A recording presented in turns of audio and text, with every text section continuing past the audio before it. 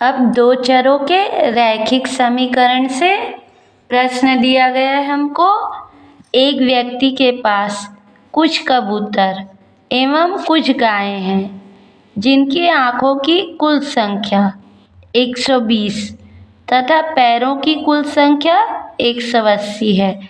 बताइए व्यक्ति के पास कितनी गायें और कितने कबूतर हैं। तो कबूतर कितने हैं और गाय कितनी है, इनकी संख्या नहीं बताई गई है ना। सिर्फ उनके आँखों और पैरों के बारे में हमको बताया गया है।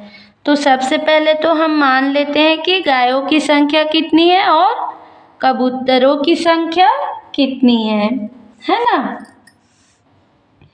तो माना कि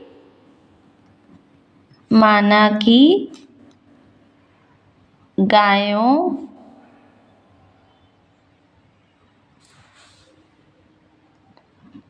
की संख्या बराबर x और कबूतरों की संख्या बराबर y। ठीक है।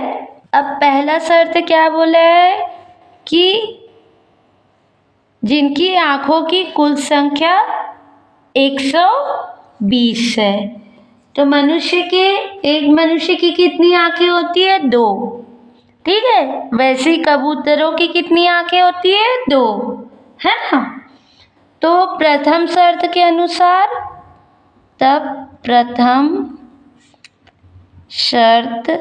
के अनुसार गायों की आँखों की संख्या धन कबूतरों के आँखों की संख्या बराबर 120 है ना। तो गायों की आँखों की संख्या हम गायों की संख्या x माने हैं, तो गाय के आँखों की संख्या 2, एक गाय की 2 आँखें होगी इसलिए 2 लगा दिए x। उसी तरह कबूतर के भी है ना बराबर 120। ठीक है। इसको हम और सरल कर सकते हैं, तो 2 से इसको भाग दे दीजिए। तो ये x धन y 2 से भाग दिए तो बराबर 60 आ गया। ये सरल रूप हो गया है ना। इसे दे देते हैं समीकरण नंबर 1। ठीक है। तो ये पहले शर्त के अनुसार। अब द्वितीय शर्त के अनुसार एवं द्वितीय शर्तानुसार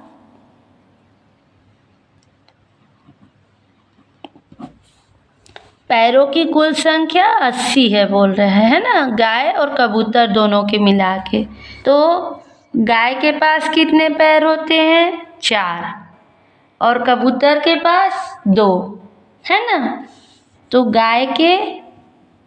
गायों के पैरों की संख्या धन कबूतरों के पैरों की संख्या बराबर कितना बोल रहा है? 180। ठीक है। अब गाय के कितने पैर होते हैं? गाय के 4 पैर है ना। तो एक गाय कितना माने x, तो एक गाय के 4 पैर होंगे तो 4x। ठीक। और उसी तरह कबूतर को क्या माने y, तो कबूतर के कितने पैर होंगे? 2, तो 2 से बराबर 180। ठीक है। इसको भी सरल कर लेते हैं। ठीक है। तो इसको भी 2 से भाग दे देते हैं, तो ये आ गया 2x + y बराबर 90। ठीक है। इसे दे देते हैं हम समीकरण नंबर 2। अब समीकरण 1 में समीकरण नंबर 2 को घटा देंगे, क्योंकि इनके गुणांक बराबर हैं, इसलिए गुणांक बराबर नहीं करने पड़ेंगे, तो ये प्रतिस्थापन विधि से बन जाएगा। तो समीकरण 1 में समीकरण 2 को घटाने पर समीकरण 1 है x + y = 60, ठीक है।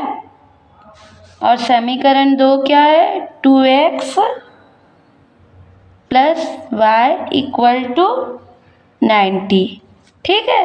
अब इसको हम घटा देंगे तो ये क्या आ जाएगा, प्लस माइनस माइनस हो जाएगा, है ना। यहाँ पर माइनस हो जाएगा, तो 90 में 60 घटा देंगे, तो माइनस चिन्ह बड़ा है इसलिए,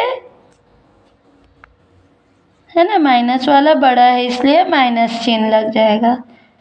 तो ये आ गया 90 में 60 घटाए तो 30, ठीक है। चिन्ह जो बड़ा रहता है उसका लगता है, ठीक है। यहाँ धन और यहाँ ऋण, तो ये कट जाएगा, 0 हो जाएगा, ठीक है।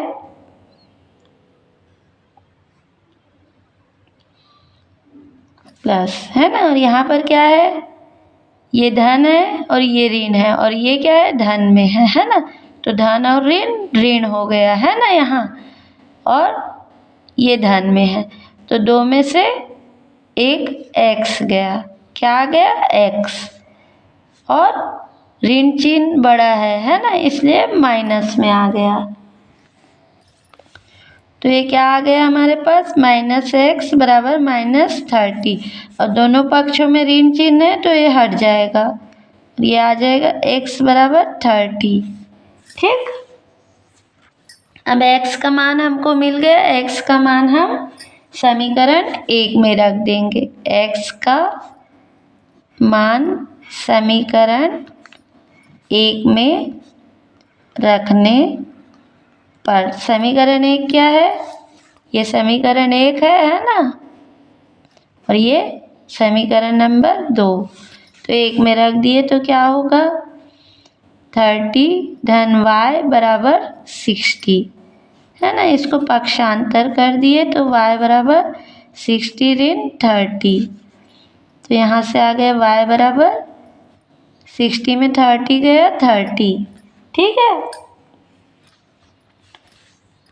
तो क्या हो गया, अतः गायों की संख्या 30 तथा कबूतरों की संख्या